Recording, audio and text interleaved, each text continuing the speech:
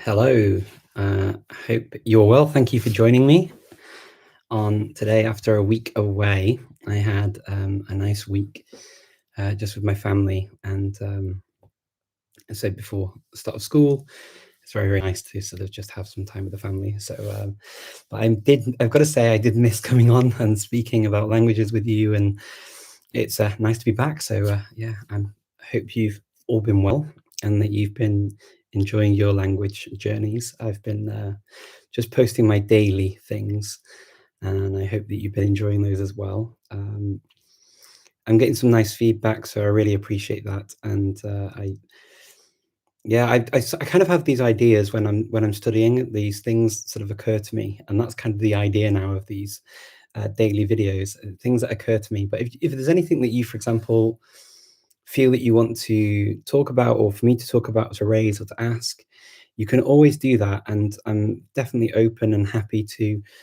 put things out there and give advice and my experience on things that are relevant and important for you. So feel free to do that at any time. Today, I wanted to talk a bit about remembering and forgetting, because I think there are things that happen a lot in terms of, for forgetting for sure. Remembering, sometimes we feel it happens a lot less. I've got to be honest that, someone said once years ago, I've forgotten more than I know. And I definitely feel that seems more and more the case as the years go on. I've forgotten more than I know. Um, and I think it's to do with you tend to retain the information that you use. And so, sort of when I go back and sort of analyze and think back to, where I was and what I'm doing and how I'm moving forward, I what I've noticed is that things that I just don't use just fade away into the distance. And this happens over the years, right? I mean, when I was a lot younger, um, it was certainly not as noticeable, because you just think, oh, well, I've forgotten things from a test or whatever, oh, because I didn't learn it properly, or you're focusing on something else. But the older you get, the more you notice that actually that is a definite pattern in life, that if you're not using things, you definitely see the knowledge sort of may not go entirely, but it definitely seeps away, it goes away slowly. And that's certainly the case with languages, and the only way to remedy that really is to continue using the languages that you learn, and to continue being exposed to them. And this is why when you hear people, I mean, people like Steve Kaufman talk about these kinds of things quite a lot. And I absolutely agree. This sort of comprehensible input, this idea of having access to the language, being in a situation where you're going to hear, read, speak, use the language is really, really important. Um, yeah, it can get really, really frustrating. And I see it's in the comments. It does get frustrating when you start forgetting things.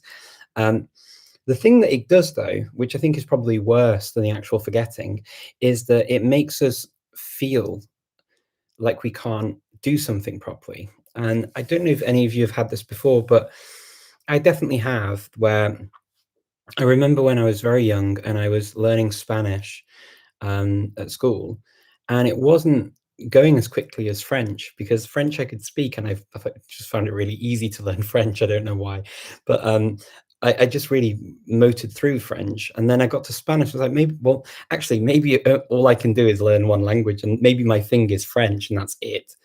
Um, and I did have that feeling for a while, and honestly, it took years for me to feel that confident with my French. It really did. Sorry, not my French, with my Spanish, as I did with my French. I remember the feeling, and it was crazy, because I think, well, I've done it once, you can do it again, right? And it's actually true that if you have done it once, you can do it again. I think that anyone can learn a language. It's just that you need to learn how to learn, and also learn what's normal for you, and accept things that happen, like forgetting. But the thing is that I think very often what we do is we put ourselves into this sort of category of, oh, I just forget, and so therefore I can't learn it. I can't. My memory is bad, or um, I don't know. I think that obviously everybody has different ways that they remember and think, and we're all individuals. Okay, I don't like to categorize people as sort of this group, that group. I prefer to think of it as individuals that have different individual needs, and for sure, what happens when you learn more languages, and this is kind of where remembering comes into it. I find that the more I learn, the more memory aids I have in my head. So I can think of one language to help me remember another one. And so there's kind of a laddering effect. And people talk about learning like a language from a new language, which is laddering. But this is kind of a laddering effect of memory. So when I see, for example, words in one language, I'll give you an example. When I wanted to learn, I was learning the word for finger in Macedonian, and the word for finger in Macedonian is dedo. Sorry, no, it's in Spanish, it's dedo. I'm getting mixed up now, sorry. So when I was learning the word for for grandfather, and the word in Spanish dedo is the same word as dedo in Macedonian, and dedo in Macedonian means grandfather, but in Spanish it means finger. So I started using the word from Spanish, dearie me. See, it gets crazy, right? So I was thinking of, focusing on the fingers of a Spanish grandfather, and then it helped me to remember the word when I first learned it in Macedonia. It was actually a fairly simple word to remember, but the thing that I do find is that originally, originally, the word dedo was very, very focused on Spanish for me and the meaning in Spanish. So every time I heard the word dedo, I would think of this. And as I tried to explain that in English, I sort of caught myself up, because as soon as I said it, I knew, okay, that's not what I meant, because I know now the Macedonian word is definitely the more prominent word. Dedo is definitely sort of grandfather. So it almost feels weird now saying it in Spanish after being so connected to that word in Macedonian. Um, but what you do is you find that when you go through a number of languages, you start to ladder them up, and you start to be able to make word connections. So another one that I have, for example, I was studying Romani a while back, and the word for white in Romani is parno, and the word parno in Macedonian means central heating system. And the central heating system in winter is very, very hot. It's very, very hot. In most Slavic countries, it gets really, really hot. And when when something is very, very hot, in English we say you can also say it's white. It's that hot. It's kind of a white heat. It would make it, it would sort of. If I made that up, I may have maybe made that up, but I always think of white when I think of very, very hot. And so it's it's one of those words I remember because of this kind of weird story. And this is where I find that learning the different languages helps me to remember. So I may forget things, I may get things mixed up every now and again, but I do know that the more I learn, and the more I learn, the more I obviously inevitably also forget, the more it helps me to sort of build on things. And I find that now when I hear things again, there are kind of bells that go off in my head, but I got to a point with language learning where I decided that I could accept that some languages would just go very rusty and I'd forget a lot of it. And I'm quite happy with that. And it's also one of the reasons why whenever I talk to anybody about language learning, and people say, well, do you speak all of your languages fluently? I say, of course, no, I don't. No, and no one does. I mean, I've come across probably some of the more well-known language learners in the sort of the language learning community, and no one speaks all of the languages perfectly. It's absolutely not possible to do that. And the thing is that it's how you decide you do it. There are some people that will say they will only learn a language unless when they can learn it to like the highest level possible, and they won't bother if they can't. Other people will learn to a very basic level and be happy with kind of very sort of A1-ish level in the language. And there are pros and cons with both, right? The first one is that it takes you years to get to this higher level. if you want this kind of almost perfection. Also, perfection doesn't exist, so it's actually one of those goals that's not really possible. But you get more perfectionist style learners up here doing that kind of thing. And then learning some of the lower levels, you've got people who just sort of want to go around and they enjoy the fun of just saying basic things in language. And there can be an advantage to doing this, the basic stuff, in that you get to explore a bit of a lot of languages and a lot of cultures. Um, and you also see some words from the basic words that are the same and different. So that helps you sort of make some of these connections. Also, if you go later on into other languages, you will find that it will help you gain a higher level in another language if you've had exposure to or experience of a number of languages. So, for example, if you are going to learn, like take me, if I want to learn Persian right now, my base for learning Persian is quite strong because, first of all, it's an Indo-European language. So it's already kind of the grammar is there from other Indo-European languages as well. There are similarities I can draw on. The second thing is it's borrowed heavily from Arabic, and I've studied some Arabic before. The third thing is that it also has a lot of things in common with Turkish because Turkish has borrowed a lot from Persian. So if I were to learn Persian now, it intensively, it should actually be a really big help that I've done these other things. And in fact, I did start learning Persian before COVID hit, and then I put it on hold because I wanted to do the languages that I wouldn't normally get to study because they all started coming online, right? So I was doing my Cornish and my Scottish Gaelic and things like that instead, and I did obviously the shorter courses as well. But doing these things, I think, is quite valuable because it gives you this sort of this broad spread, and sometimes it can feel like you've just read an etymological dictionary in a number of languages, and you've seen sort of the links. But this is what it does: it gives you these links which help you to remember.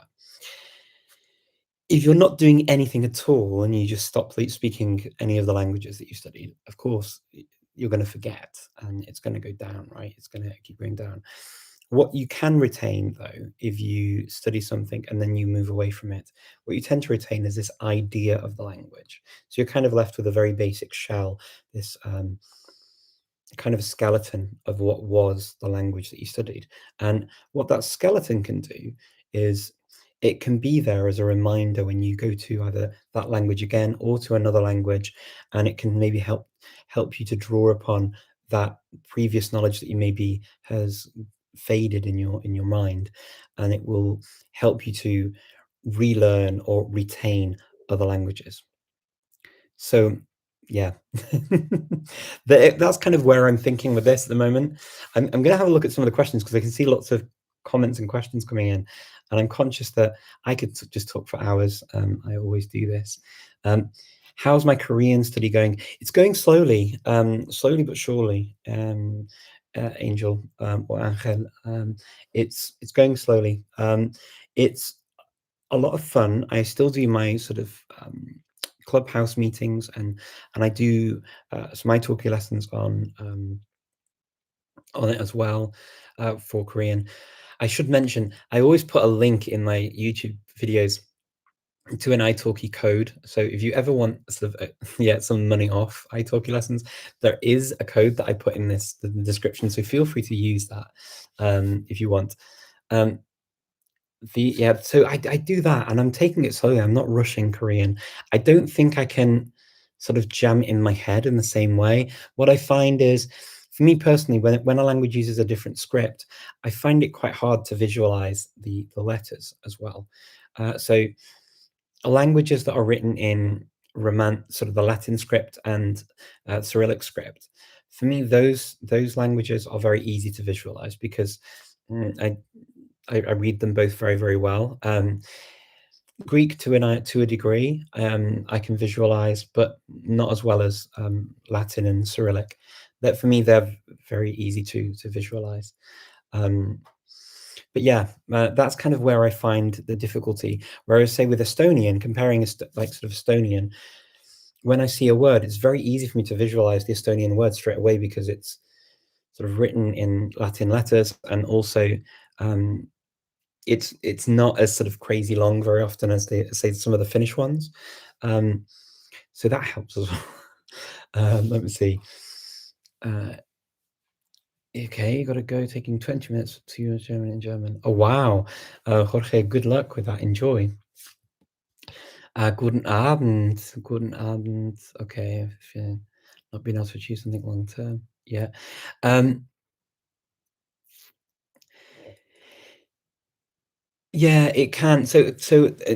Jorge says that if you don't do something, you feel that you can't do it, it can affect your confidence if you feel that maybe you keep forgetting, and it can. The only thing I can say is forgetting is very, very normal. It's something that I do a lot of. And as I say, I've forgotten more than I know for sure. And it's a very normal process. Even people who learn as sort of champions of memory and things, they need to keep going through. They have memory palaces a lot of the time. They have these memory palaces that they use, and they tell a story in their head of where they're going through the rooms, and they label everything in the rooms, and they use very elaborate stories sometimes to remember and recall things, or they use things that they've already systems that they've already set up where they've got certain people and actions and different things that do different things to help them remember words.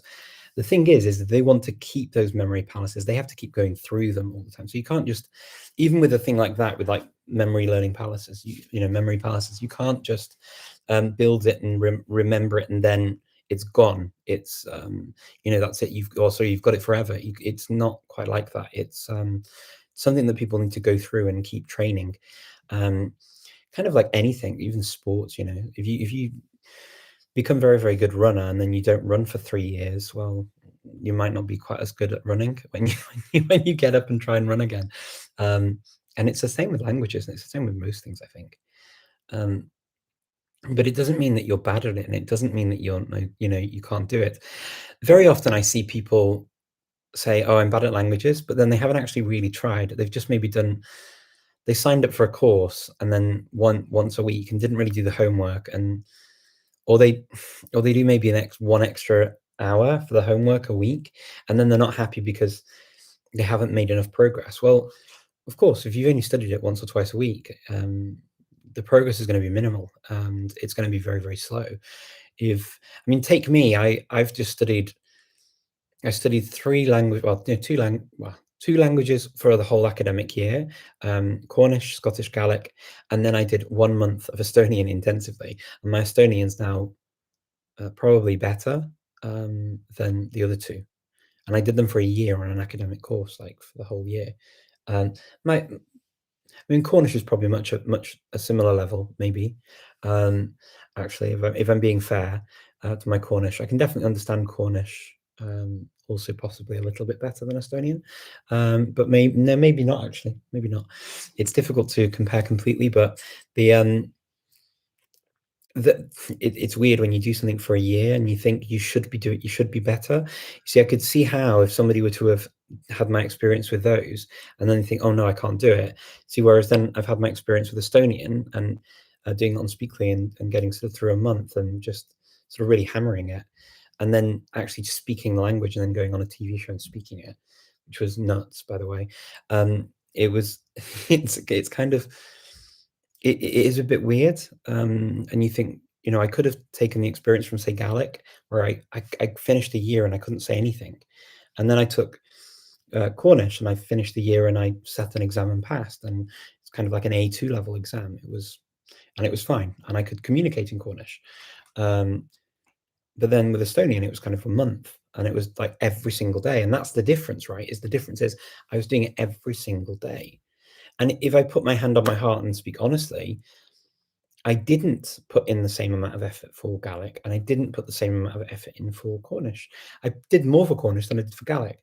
So if I'm honest and I sort of compare the amount of time and effort I put into each of them, then there's definitely some correlation between the hours spent and the time I invested in thinking about the language and considering the language and practicing the language and speaking it. There is a correlation.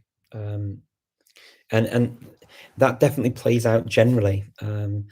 And sometimes, I mean, even for me, that was good to have that reminder because even when you sort of study lots of languages, you still need a reminder of these things. It's not like you get to the end of this journey, you know the advice, you know it in your head, but you need to kind of tell yourself the same things over and over again. And you need to keep doing that. I mean, otherwise, it's sort of, yeah, it's weird how you forget these things. It's very strange.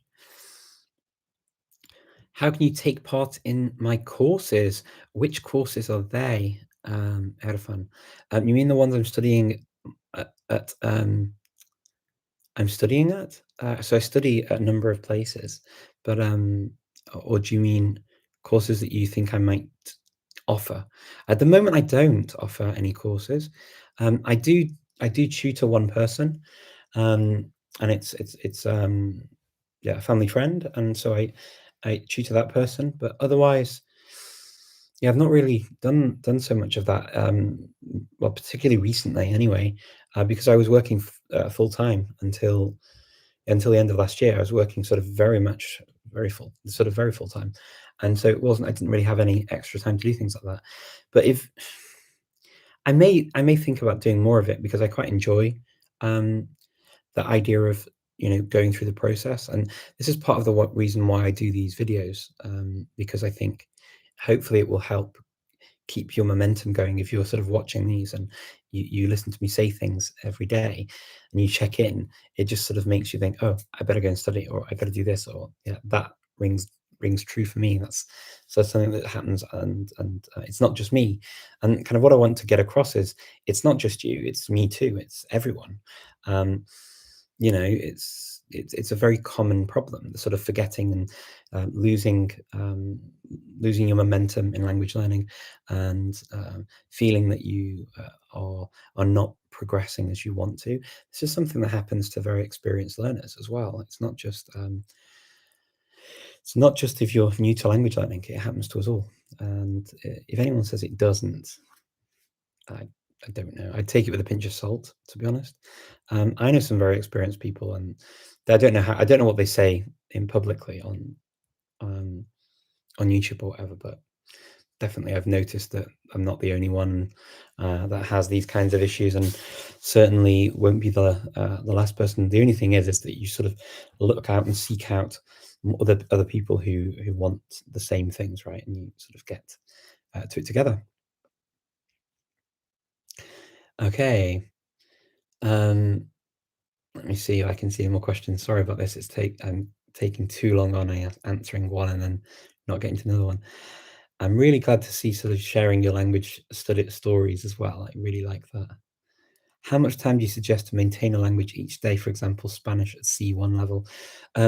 Alexander, at C1 level, really, you'd be watching native materials, so things that are produced in Spanish for first language speakers of Spanish.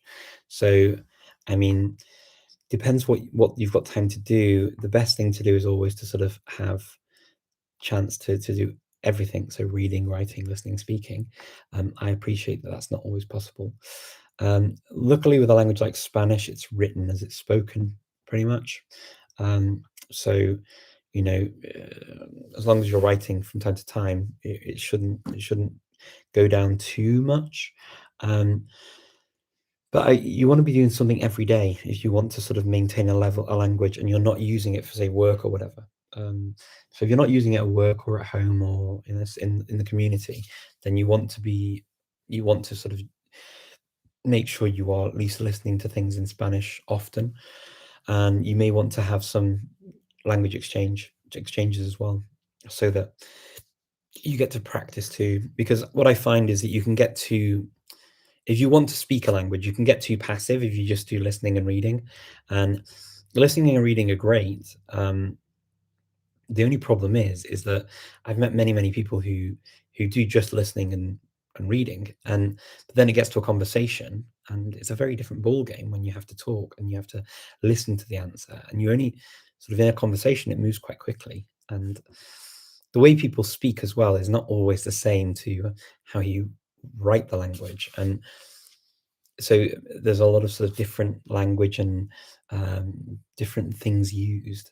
So it really needs all of them to keep it very well oiled. That's the reason. Okay. Isn't it better to learn a small number of languages to a fairly good level rather than a dozen to a very basic level? What do you what can you really do with the latter other than party tricks? Yeah, I mean, it's a fair point to say, you know, I can see how people would think that learning languages to a basic level can be seen as like a party trick. And to sort of just say you speak a number of languages. I get that. I do get it. Um, I like learning, say, for example, learning a dozen languages, and then there's not really anything stopping you doing both, is my answer to that. So, I mean, for me personally, I've studied a number of languages to a very high level. You know, I've graduated university and I've studied and worked through them. So for me, the idea of this just being, you know, one or the other, it feels a bit like a false dichotomy. You know, why it's almost like saying, you know, why eat oranges when you can eat apples too? Well, you can eat both. You can and you can learn a number of languages to a high level, and you can also play with languages. So this is what I tend to do now: is the languages that I need at a high level are languages that I've worked with or used for life and living, um, and maybe studied or whatever I've done. But they're the languages that I kind of keep and don't worry so much about because I tend to use them anyway. But then I will tend to do language projects where I will learn a language to a level that I feel I need for that particular language, which could be a basic level. What the point of doing that is that if you're traveling there, an A1, A2 level is usually plenty as a basic tourist. Probably more than enough, in fact. An A1 is probably enough if you just want to be a tourist. Um, and then if you get to kind of an A2 level, you can actually have a bit of a conversation with people. Um, so it's um, it's kind of it's kind of quite nice to be able to do that, and it's not as big an effort as it is to get to say a B2 or the C levels, which let's be honest, many monolingual speakers wouldn't pass a C2 or a C1 exam.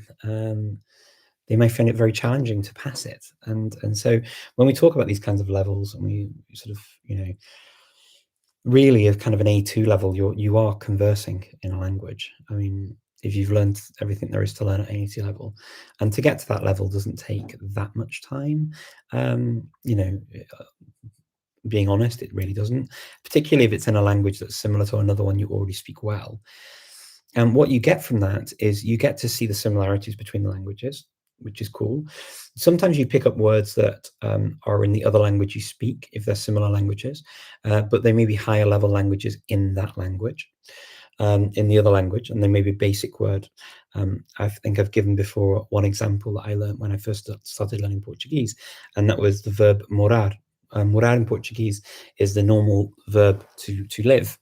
In Spanish, morar is actually quite a high level word that would be used in, say, poetry or literature. And it's kind of this idea of to dwell in Spanish.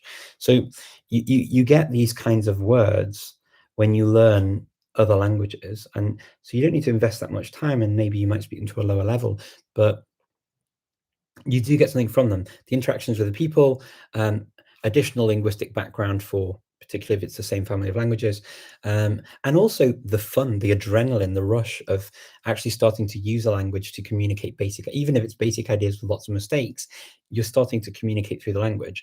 And I can definitely attest to that, having done the Estonian until now, and it's what, 6 weeks down the road, and I've learned enough Estonian to really, I mean, I do a full hour of conversation with my teacher in Estonian, and we just speak Estonian, and I tell her all about what's happening in my life, and you know, what I'm doing, what I'm planning to do, what I think about certain things. I can ask her questions as well about what's happening in Estonia, and my Estonian's an A2 maybe. It's really, you know, it's what people would normally sniff at and say, oh, it's a basic level of a language, but no, I really can achieve quite a lot with it in terms of speaking to people, and so that's quite handy. You know, it's quite a nice feeling. So yeah, maybe you can see it as a party trick. But to be honest, if you were after a party trick, I wouldn't even go for that level. I would just go for learning how to say hello, my name is in 100 languages. Because if you want a party trick, most people don't speak that many languages, and you can just go through like 100 languages saying that, and people will be like, wow, it's amazing. And you could sort of put it as a YouTube video on, and so everyone click on it and say, oh, isn't it amazing? He says, hello, how are you? And my name is, and I'm from, and that's it. I mean, when I talk about basic levels, I'm talking about you can actually converse in a free way that's not just you repeating what you want to say. It's actually a conversation. So people can ask you things that maybe are off script. You know what I mean? And that strong A2 level is definitely there. You can do it if you have that command. But we are talking about 1,500 words. We're not talking about sort of 20 sentences that you can say. It's nothing to be sniffed at, is what I'd say. And it is a personal thing. If it's not your thing, then it's not your thing. But I certainly do see the value in sort of investing the time in getting that kind of level in other languages that maybe you don't need at a higher level. And why stop if you enjoy learning, right? There's only so far you can study. I mean, you can, if you want, go down like a crazy level in a language. Let's take one of my languages that I studied to a very high level. If I were to study any more Macedonian at this point, apart from like any words that I just randomly hear, like you do in any of the languages you speak normally, it would be very odd because first of all, people don't speak like that, and they would be very confused because I would be using words that they don't normally know. And there are words like that that I already know in Macedonian that a regular Macedonian speaker on the street doesn't particularly know or understand. Um, and there kind of gets to a point where you have to say, well, okay, look, I actually have to live through this language, and I'm not there to kind of sound like some sort of professor speaking about such etherical ideas that I can't actually connect with any of the human beings in front of me. So there is that kind of trade-off as well when it gets to languages. So what do you do when you've got, say, your languages that you use every day? You've got them to that level where you feel that, okay, I don't really need to learn much more in this right now. If I do, it'll be more of an accidental learning as you hear new things or listen to new things or whatever. But it's not a sort of a focused study to learn more of the language. It's basically you're starting to learn through the language. And that starts to happen at around about a B2 level. So there we go.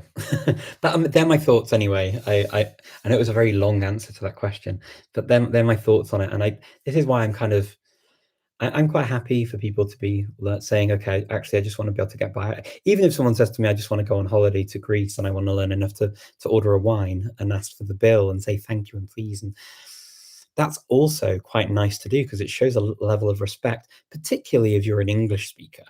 Particularly if you're an English speaker, because normally English speakers will rely on English, and it's the laziest thing for us to do because we it's what a lot of people will learn, but at the same time, it's even nicer, I think, if we just make a small effort, even if you learn a few words.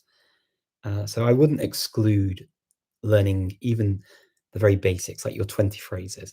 But yeah, I mean, yeah, you can view it as that. I get the sort of the party trick thing. I think probably there's probably too much on social media where you do see that kind of thing, and I know some people do feel that's quite annoying. And look, I mean, I think it's quite funny to see people's reactions. People get like they go home and they tell a story about that person that they met on the street or they spoke to, and they surprise them by speaking their language. They tell the story, right? It's a funny thing. Anyway, let me see. Okay. Well, thank you for answering there as well, Trevor. I appreciate that. Oh, Joanna, nice to see you. In my experience, that's exactly what happens. I'm trying to learn Korean now. Oh, you're trying to learn Korean too. Fantastic. I love it. Yeah. It's nice to see you there on YouTube. It's been so long. Hopefully I'll see you soon in person. Can visualize Hindi, newspapers. Go on, let me see. I'm so sorry. I was any strategies for italki language exchanges? Absolutely. I've put a few things on my daily updates. I do these kind of the daily updates for like 30 seconds, and I put a couple of them on there. So, but I'll just say it here as well, Pete, to save you. What I tend to do with those is, particularly if I'm starting a language, is I will study the language for a week on my own first.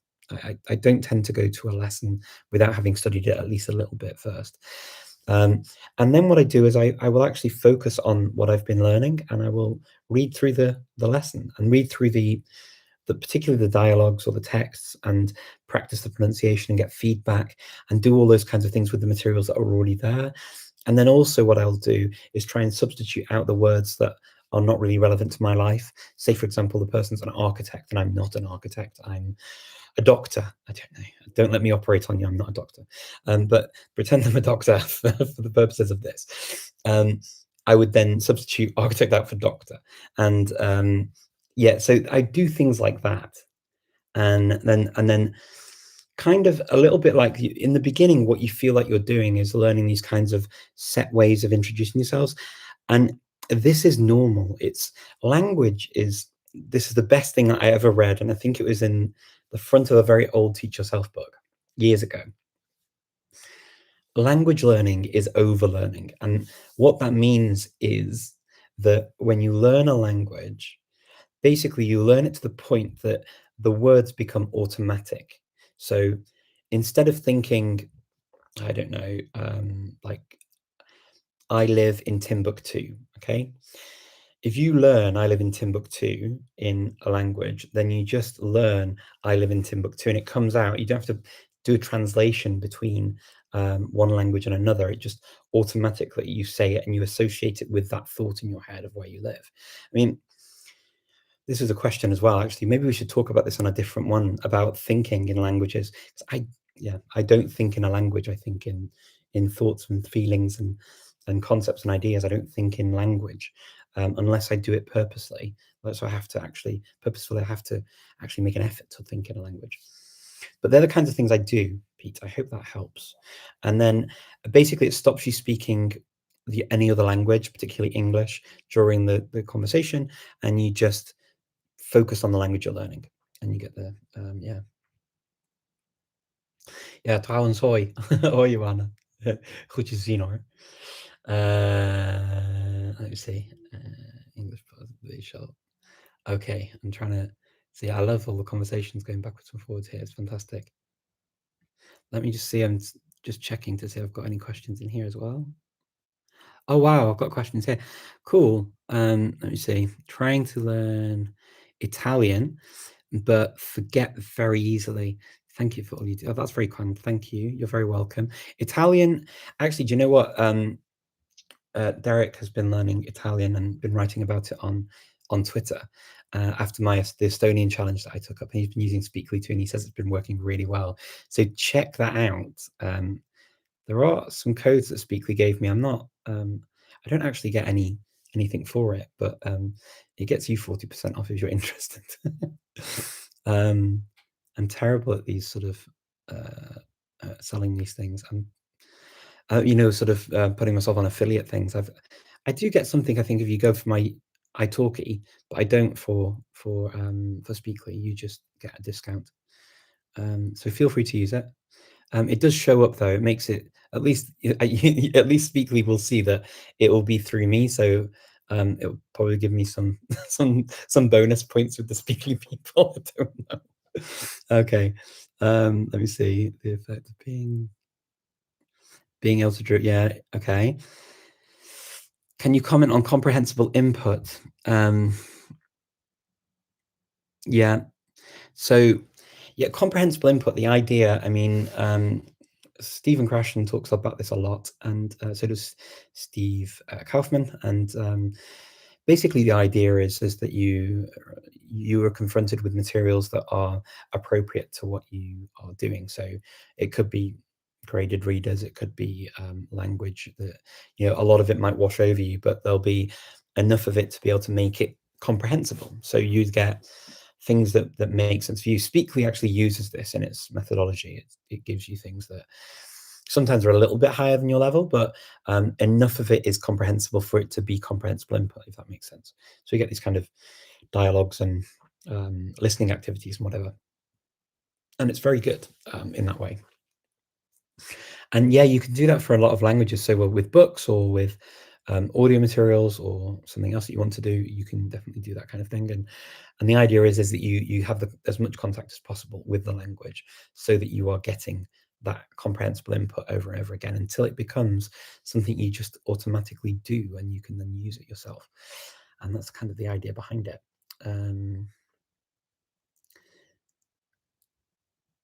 Okay, over to you. A language heavyweight. Oh, wow. Thank you very much. Yeah, I don't feel like a heavyweight at the moment. I feel more like a lightweight. It's so warm this summer. I've got no energy, honestly. It's awful. But this is what COVID does. It traps me. You know, I'd like disappear somewhere to the north so that I can get into somewhere a bit cooler. I like the cold weather. What book do you recommend for learning French? My word. I always find questions about learning materials for French, Spanish, German, and Italian potentially too quite difficult to answer. And the reason I find it difficult to answer is that there are so many materials for those languages, so many like books that you can get or courses.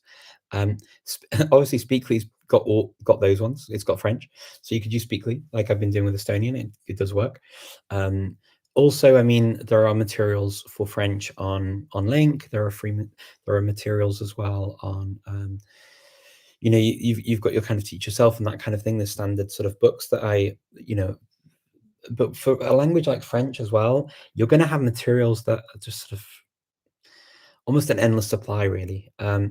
So my advice, the best advice and the most honest advice I can give for languages like French, Spanish, German, Italian, so actually go into a bookshop and sit down with the books that they have and look through them and see which ones you feel speak to you and interest you and what you would want to pick up and use.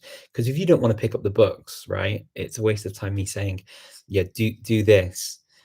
Sometimes there isn't much choice in a language, right? So the choice is quite limited. So it is a case of me saying, oh, the best one I found is this, right? So for a language like a Latvian, or for me even Greek, I would not hesitate to recommend Click for Greek. And for Latvian, there's one book that I really liked, and so there's not really the same thing that I can do for like French, these languages that have a lot of resources, just because there are so many resources out there, and they cater to different sort of learning styles and needs. So I would say go and spend time and look through them and see which one you would want to pick up and use. Okay, so I'm just going to say for anyone on Instagram, there is a question thing here, so you can actually put your questions in the question box. It makes it a little bit easier for me to find the questions, because what happens on Instagram is it's such a huge list. If it's just a comment, it unfortunately gets mixed up with so many notifications. I can't find it always. So if you do have a question and I've not answered it, try popping it in the question box, and then I can click on the question box and they all appear. The questions just appear there. So I am reading some of the comments though, but I'm finding it a bit hard to catch all of the questions. You really want to, so okay, I see. So from Zara here, wants to learn a dialect, but yeah, there aren't many good materials. No, I think that we're not quite there yet as a society in terms of a global society with dialects and minority languages. We're still kind of a little bit back in time, I think. Well, we are where we are. We're not back in time, literally, because clearly we are here. But I think that, and this is my opinion, I think that we need to move to a point where we become more accepting of languages and differences, and that there are valid ways of fitting into a community instead of sort of the very let's try and make everyone speak like everyone around this certain area of the country. Um, I think there's something quite beautiful in protecting and giving power also to our regional differences, because it's quite nice. Vive la différence. um, that's what I like. So yeah, but there aren't at the moment. There aren't that many things, unfortunately. Um, can I speak Persian? Not yet. Hopefully soon. I hope to get to Persian again. I'd love to. I think it would be lovely to get to Persian again. I see another question in. Okay. Let me see. Okay. No. Okay. This is strange. Okay, the questions are not coming through. I don't know why. I got a notification that I had a question and it's not coming through at all. Okay. Sorry about that. I'm doing my best with the with all of these messages. Let me see. Hey Richard, I got a question for you. How do you deal with new sounds and minimal pairs? Greetings from Costa Rica. Very good question. Yeah, it can be tricky. Is the short answer. The long answer is it's repetition over and over again, getting constant feedback. If I really want to improve it, I found that with some languages, there are certain sounds maybe that I get close, but maybe not exactly, and kind of made peace with that, if you know what I mean. As long as it's understandable and the pronunciation is clear, for me, that's the main thing. But yeah, it's a lot of getting feedback, practicing, and recording yourself, listening to people who speak very actively and attentively. And that I find is the easiest way to do it. Okay. Have you collaborated or talked at all with Matt versus Japan? I haven't, no. His learning methods are well thought out and elaborate. Fantastic. No, I haven't. I haven't spoken to him at all. No, I don't know his channel. I've heard the name Matt versus Japan, but I've not been on the channel. Yeah, it'd be interesting to I'll see if I can check it out and see. If there's a video that you've got particularly that explains it, then please do let me know. Te admiro mucho, muchas gracias. Tengo una pregunta. ¿Cuántos idiomas hablo fluidamente? Pues eso es bastante difícil para mí decir, porque respondiendo a la pregunta, sí es difícil porque depende realmente de la situación. Y, por ejemplo, no sé, un idioma como griego, por ejemplo, para visitar, para hacer las cosas que me hace falta en Grecia, así que lo hablo. Si lo hablo hasta el punto para, por ejemplo, hacer una presentación sobre un tema muy técnico, eso sería bastante difícil para mí también. Y también es un poco difícil decirlo porque es que ya no uso todo mi idioma para las mismas cosas. Y eso sí que también cuesta mucho. Así lo siento, Fernando. Pero es que hablamos 5 idiomas en casa, luego hablamos como 10 más en nuestra comunidad y también para el trabajo puede ser también 10 más. Así que para comunicar, para hacer lo que me hace falta. 1,25 para hacer todo lo que hace falta en la vida, así. Pero fluidamente eso depende realmente de tus ideas, de lo que crees tú que es fluidamente. A mí sí.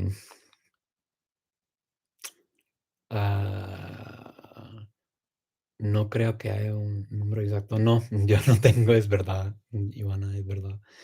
I personally think learning Russian, Polish, Ukrainian, and Czech at the same time is interesting because I get to see the similarities and differences they have.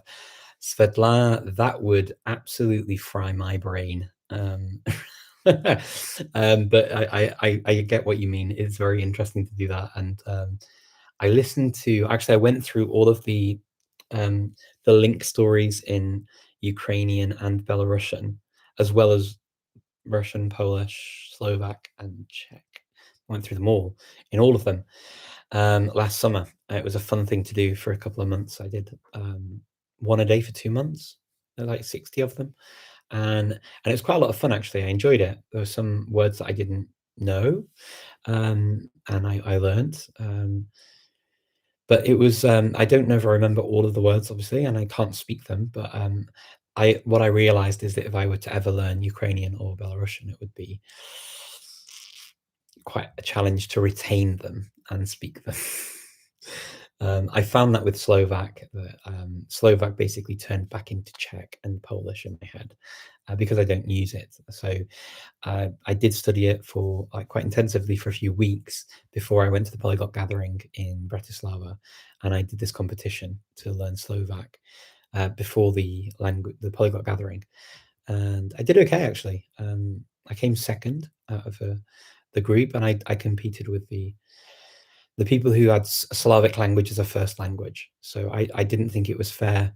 Speaking Macedonian as a home language for 17 years is a long time, and I thought that it would be unfair to compete against people who hadn't spoken Slavic language as a home language. Um, so I did it that way instead, and yeah, and it was actually fine. But the actual active, this is why I say the active knowledge of Slovak just went very, very quickly, and I've not kept it up. But I mean, I can still hear it. If I hear it and listen to the language, I can still understand it fairly well, and I could probably read it fairly well.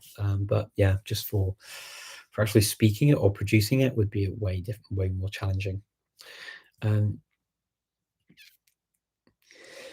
yeah, you can go down the literature route for that kind of thing if you want. Yeah, it kind of works.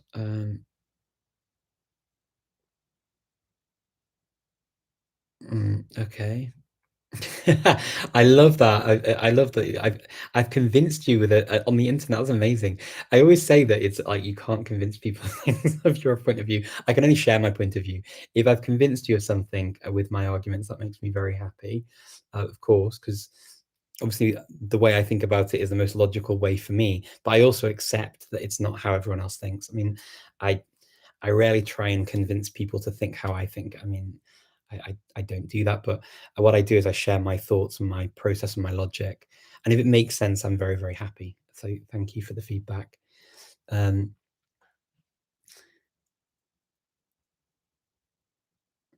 yeah, okay, you've come across some strange teachers and community tutors. Yeah, so I mean, you have to try people out, right, and see what works for you. I mean, it's different people will appeal to different people as well. There's definitely not one teacher or one language material resource that will fit everyone. It definitely depends on it's a personality thing. There's a lot going on there. Um, I spoke French for years in a francophone country to a very fluent level, and it plummeted when I moved somewhere else, and it's never really returned to that level. Yeah, I can see how that can happen. I've met people who have been through that as well, and it doesn't need to, but equally, if you wanted to really do it and you had a reason to do it, then I think you'd find it in you to do it. Um, it just depends on that. I've had that with Arabic. I've started studying Arabic 3 times, and I only get to the very basic level. It's not that I get to a very high level in Arabic, but every time it's kind of the need for it has gone away, and I found it very difficult to go back to it without the need being there. But who knows? One day, I hope so, because I mean, Arabic's cool. Um, So you have not been around the polyglot community a lot as much. Okay. Well, it's nice to see you. I'm really, really pleased to see you because yeah, it has been ages. So I hope you're well, and and I'll see you on Facebook. I suppose. I hope you're posting there. Um, okay.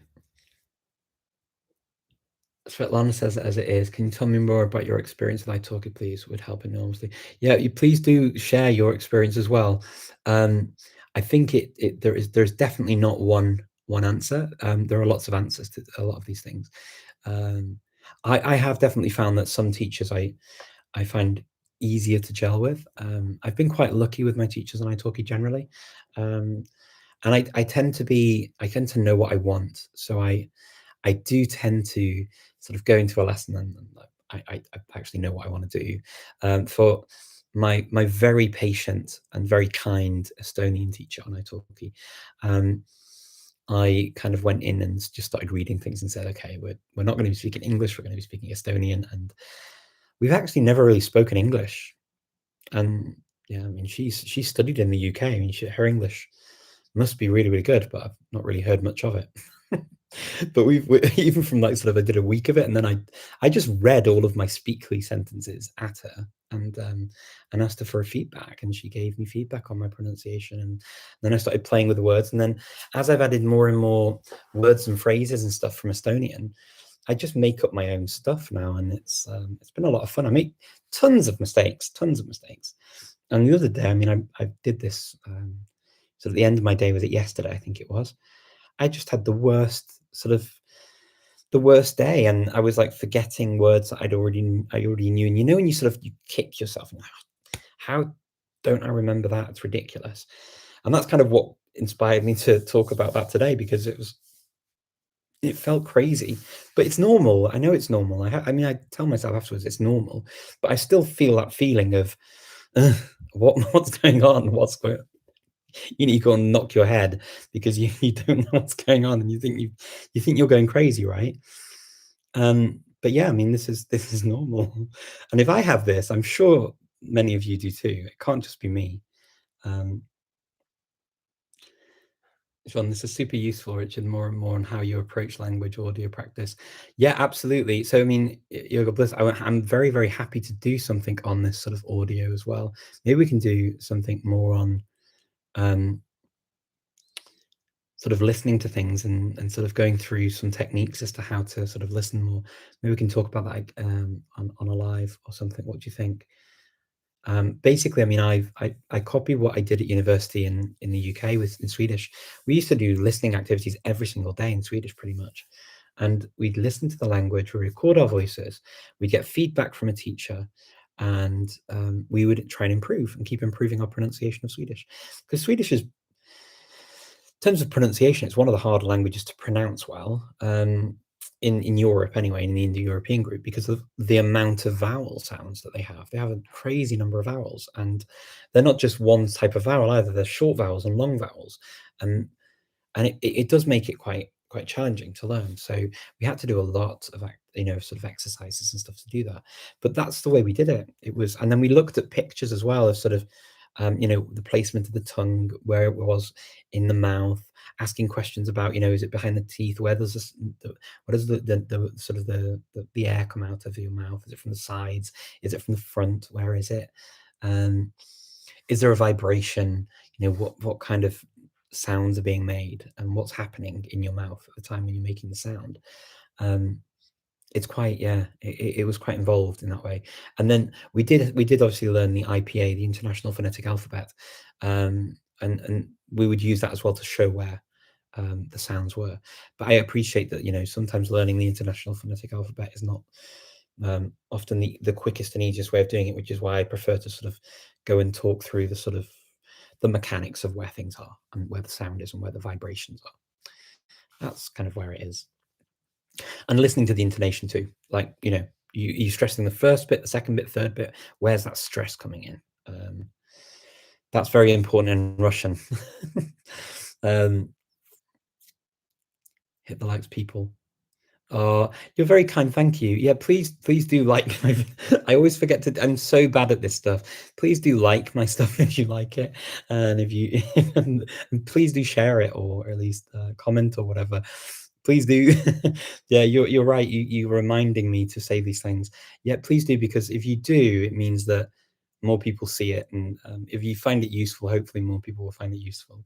So yeah, please please do. And if you haven't subscribed, please do subscribe, I guess, or give me a follow or whatever it is you do. Yeah, I'm terrible with this kind of stuff. Um, Okay.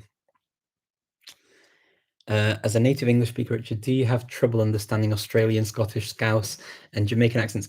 Jorge, so my original accent, my original dialect is Scouse. So no, Scouse is very normal for me. It's my actual original way of speaking English. So Scouse, no problem at all. Scottish English is one thing, and then the Scots, which is a different language. I've actually studied some Scots now, and so to understand the grammar a bit better, because there are differences in grammar between English and even Scottish English and Scots. They're different. It's not just an accent, and so yeah, I mean, I'm fairly good with it because there are some similarities with our Scouse dialect as well. There's a bit of crossover too, so that helps. Australian, no problem at all. It's quite standard for me. We also had a lot of Australian TV shows that were very popular when I was growing up in the UK. If anyone out there knows them, it's Neighbours and Home and Away. They were very, very, very popular. So we heard that a lot. Jamaican accent, not a problem. Jamaican patois, sometimes it can be challenging. But I mean, it's basically, it's like a different language. I mean, it's different. I mean, I don't know what the technical term is actually. I think it's a Creole. I mean, it's a Creolized language. It's referred to as Jamaican patois very often, but I'm thinking that doesn't sound quite right anymore. I think that sounds a bit outdated as a term. Jamaican Creole, I probably would imagine it would be called, to be more sort of fair to the language and its traditions and its people. Kind of like Haitian Creole is very different to French in a lot of ways. As I'm learning at the moment on Clubhouse, I do this Haitian Creole thing too. It's a lot of fun. But yeah, Jamaican Creole is actually quite challenging for if you're not used to it. It's quite challenging, especially if they're not speaking directly to you and they're speaking amongst themselves. It can be quite challenging. If people speak one-on-one with me, even from Jamaica, and often they would use English though. They would adapt their speech automatically. Let me see. I do love that sound though. I love the sound of Jamaican accent. It's very nice. A lot of people do actually. I think it's quite a popular accent in the UK. It's a nice sound. Okay. What can you do when the topics you want to learn they only have videos with subtitles in the target language?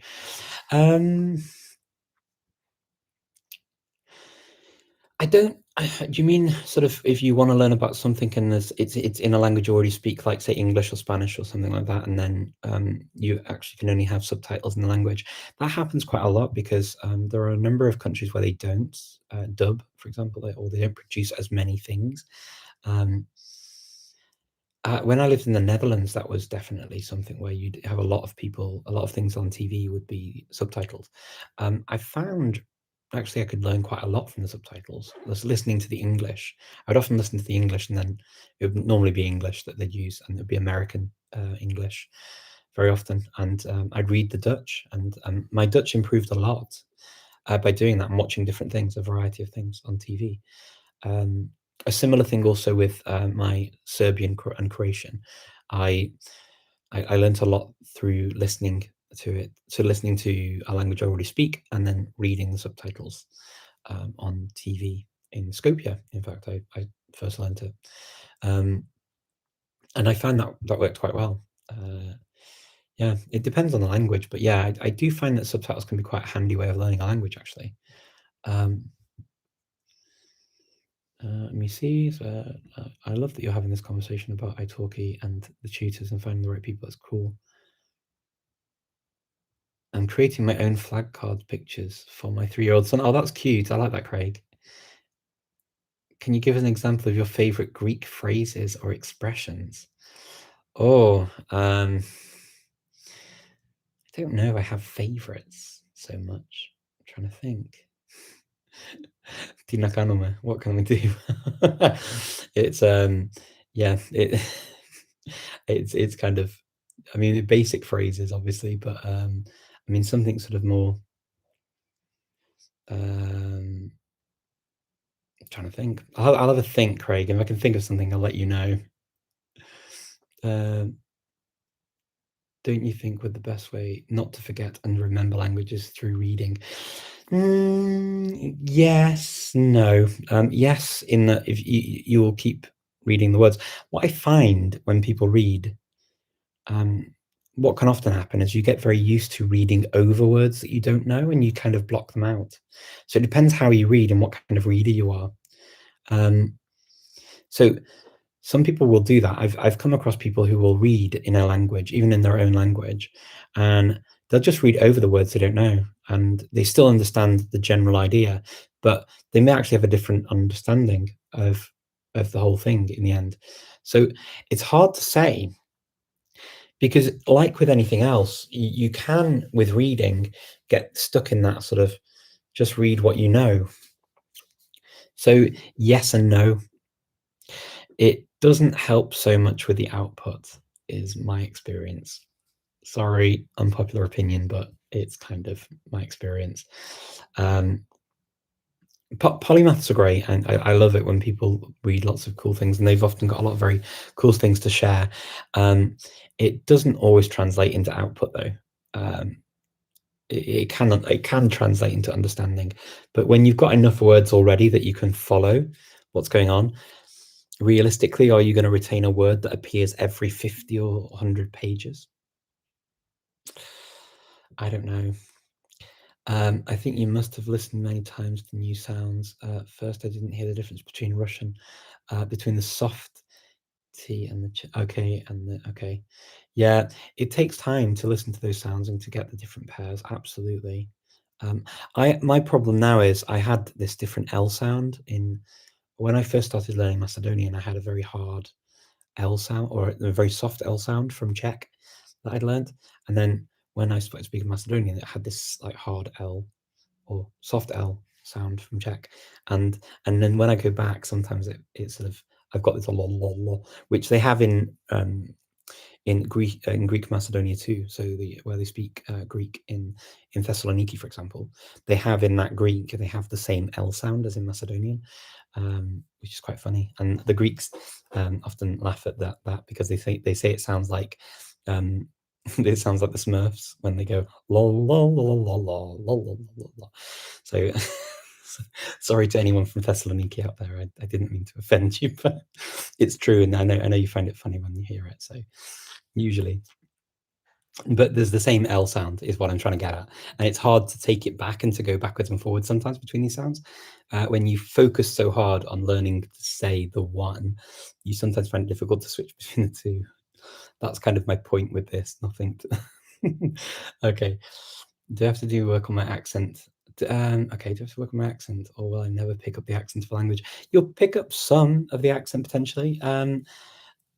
Look, I mean, I speak English as my first language. Okay, I mean, I've never met anybody who hasn't grown up or been through the school system in my country or a country where English is spoken that I think is from where I'm from, or it's never happened. And English is the most studied language in terms of as a second language.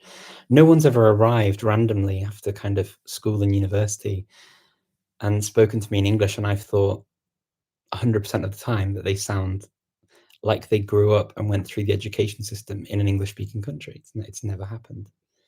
It's never happened. And if that doesn't happen with English, if hand on my heart, right, people will give you a compliment very quickly and say, "Oh, you sound like a native. Or you sound like this. Or you sound like that." It's all well and good, but do they actually really think that you sound like you're from where they're from?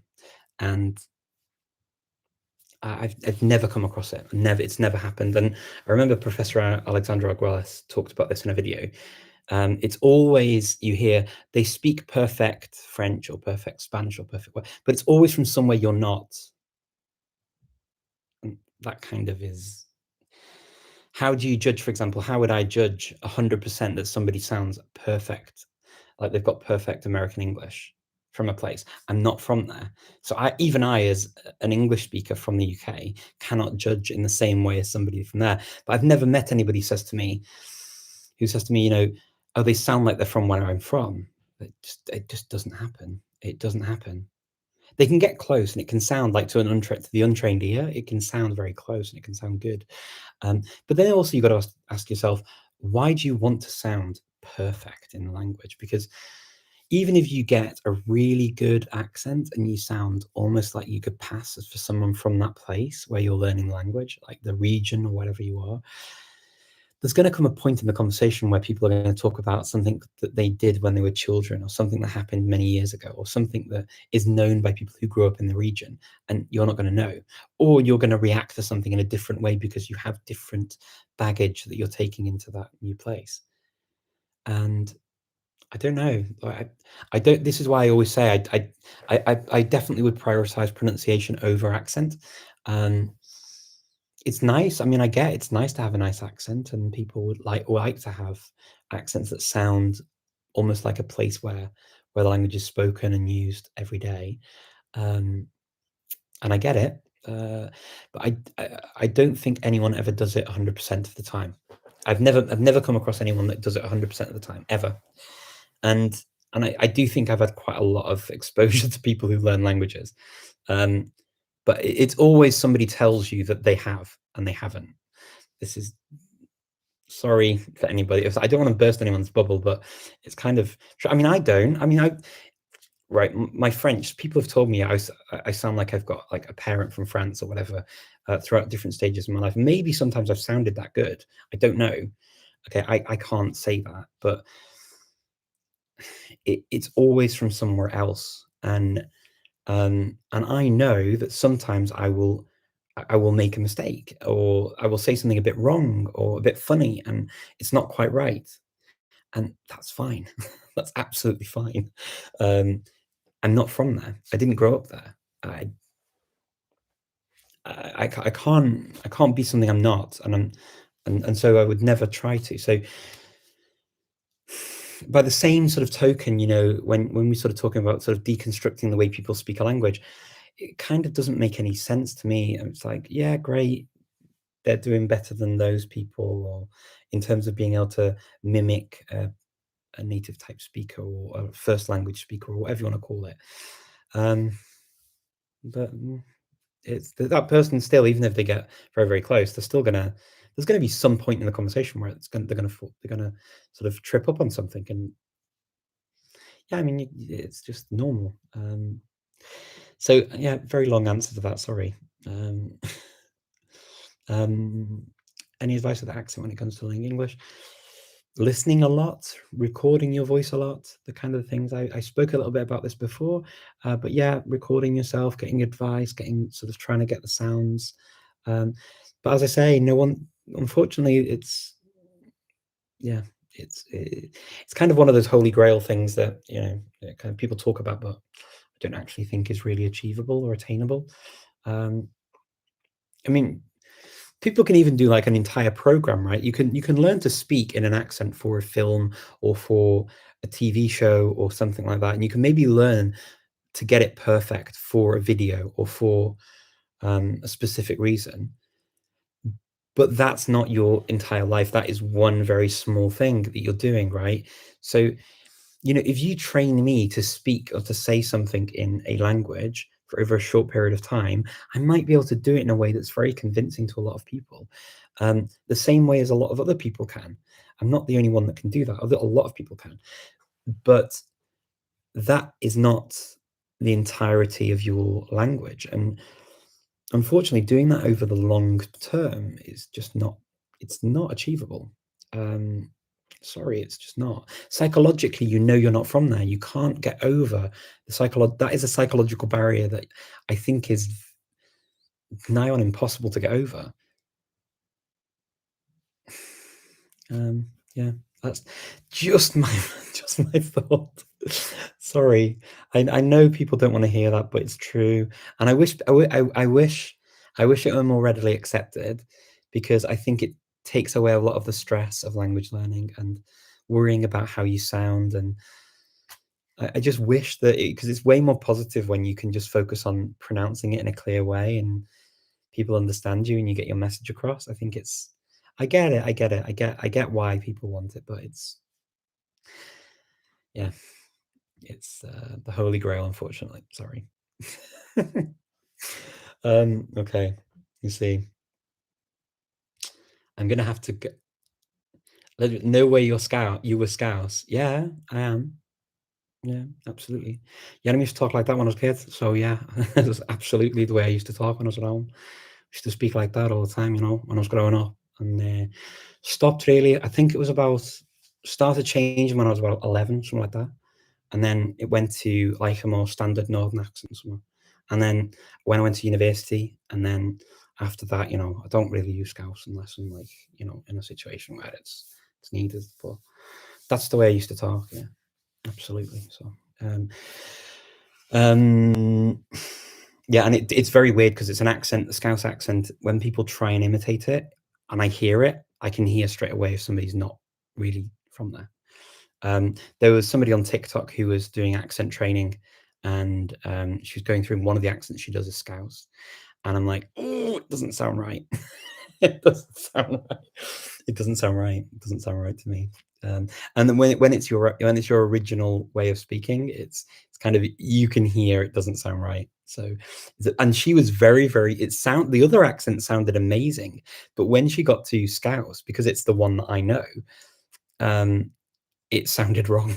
And I'm like, well, to people from those other countries, they would probably also say it's not bad, but it's not spot on. It's not, you can hear she's not from there. And she was an accent coach. So if an accent coach can't do it, then that's their job, right? Okay. Okay. I think I'm going to have to go in a second because I realize that I've gone over an hour. I love talking to you all, so it's kind of really hard. You're learning Macedonian. Oh, cool. I love that you're learning Macedonian. There's not very much material at all. No. There's just the big red book that you can get, unfortunately.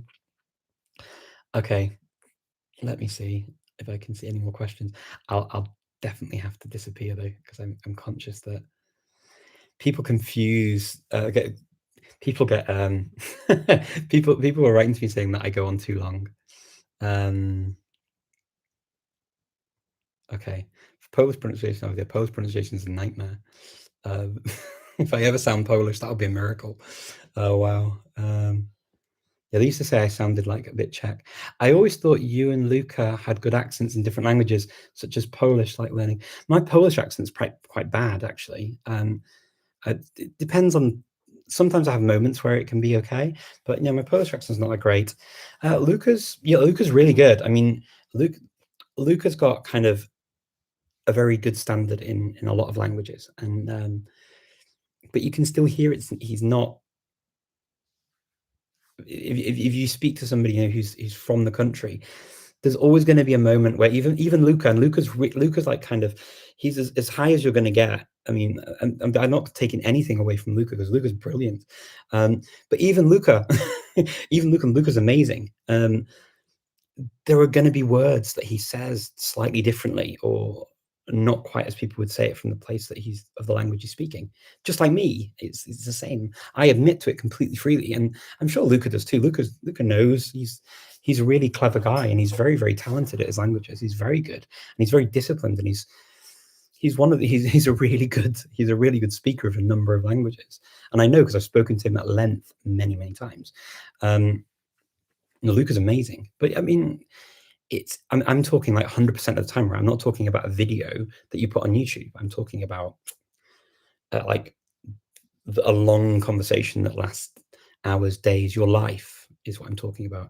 Luca is one of those people. He could definitely get, because if you see how he sort of deconstructs language and sort of does the intonation stuff and everything, he could probably, well, very easily go through a video or go through a presentation and have it pitch perfect for that presentation, to the point that maybe even a speaker from the region of the language he speaks would be like, oh, maybe he's from somewhere around me. But then it's kind of over the longer period, because You can take the Roman out of Rome, but you can't take Rome out of the Roman. So it's like the same for me. I mean, if somebody who studies linguistics, they're always going to hear that I come from a certain part of the UK. I mean, I'm not going to get rid of that. That's even in my own language, right? Even in English. I mean, if I was to try and pretend to be from another part of the UK, I could do an accent that sounds a bit like it, but it's not going to be perfect. It's just not. It's not. Yeah, you can get close. You can get close. Don't get me wrong, you can get close, but it's not going to be 100%.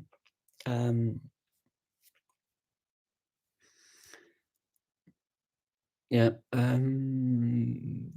English pronunciation is difficult. I think it is. I think it is too. There's a lot of different sounds that are very strange. Dang Scouse, yeah, I love it. Do other people in the UK have trouble understanding Scouse? Yes. if Scousers speak amongst themselves, yes, they can find it a bit tricky because it can be quite fast. The dialect is generally spoken very quickly, so that can be a bit of a difficult thing for some people. Depends who's speaking.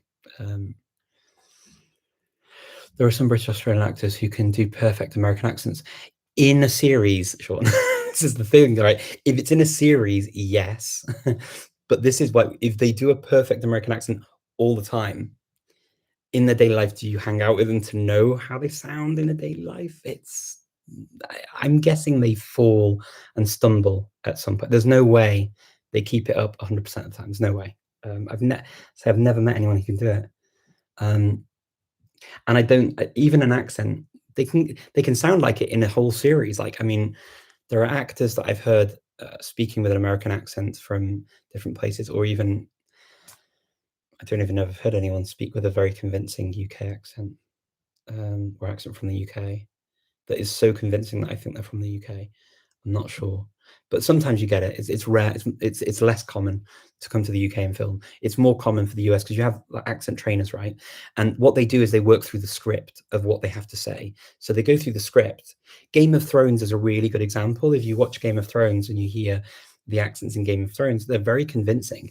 But then if you hear them in an interview speaking freely, it's quite different. They can say lines and things, but then if they're in free speech, it kind of does go a bit off script. So I would say that that's probably not the case. Sorry. Muchas gracias, perdón. Muchas gracias. Hasta la semana que viene. Nos vemos. Yeah, they do get many takes, Sean. It's like meeting a Scandinavian who speaks English. No matter how good they sound, there's always something minute that you can pick up on. Absolutely. Always. There's always something. What you thought about Polish in terms of phonetics? It's a nightmare. Polish is a nightmare. I love it, but it's a nightmare. I don't know how you're at least 100,000 subs yet, because I'm really, really bad. Really bad. Yeah, but thank you. Yeah, you're very, very kind. Yeah, maybe people will start liking me and following me. Who knows? At the moment, I just like you. You're all very sweet, coming and talking to me on a Sunday. I enjoy it. So thank you for doing that. You like Luke and you find him inspiring. I do too. I think Luke is lovely. He's very sweet. I find his American accent slightly affected. Okay, yeah. I mean, look, he's never lived in the US. His American English is absolutely phenomenal. If you consider he's never lived in the US, he's only been there, I think, once, maybe twice. Now he came to the Polyglot conference, and Luke is brilliant, Mitch. But yeah, I mean, like you say, I mean, he's not from there. It's kind of, yeah, not no one is. I mean, you know. Sorry, thank you very much. Let me see. Thank you for the very nice nice comments. I appreciate it. Does Ava Green have a good British? Who's Ava Green? I don't know who she is. Sorry. Is that someone I should know? I don't know. I don't know Ava Green. Sorry.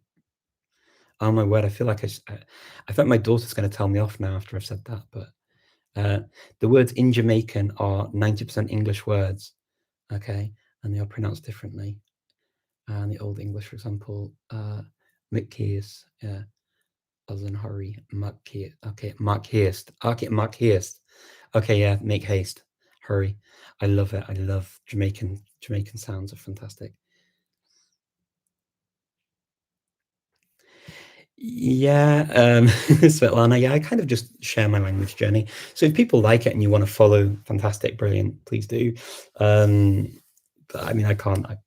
Unfortunately, I don't have probably at the moment. Maybe I should go on a course or something. I don't have the skills to make these kind of really flashy things. And I made a video now, and I've been talking to you live for an hour and 25 minutes. So that's probably all against all of the sort of what you're supposed to do. If anybody wants to come and help me, feel free to give me suggestions. I'm very open.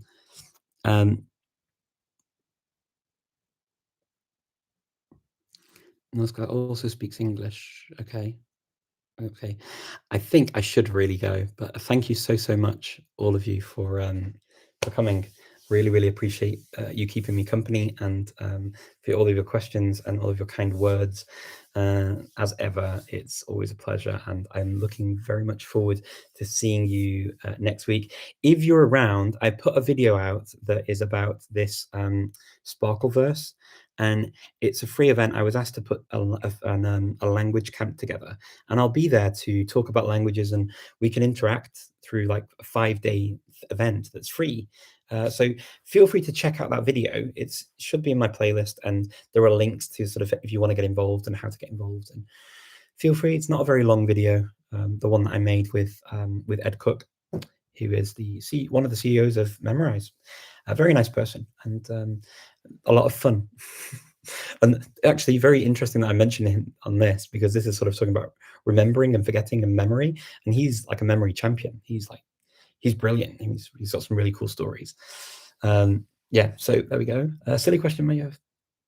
But have you been learning Persian? I have done a little bit, but I want to do more. I'm going to do it after this, but I will get to Persian again later, and I will come back to you next week. Any ideas for what you want to talk about or anything else, feel free to pop them in the comments.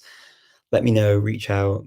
Remember to like and subscribe and whatever it is you do, follow if you want. And tell people if you think I'm useful. You can tell people about me too, and see if they want to listen to me rambling on about languages and being all geeky about languages. But yeah, it's been a lot of fun, and I will see you all next week.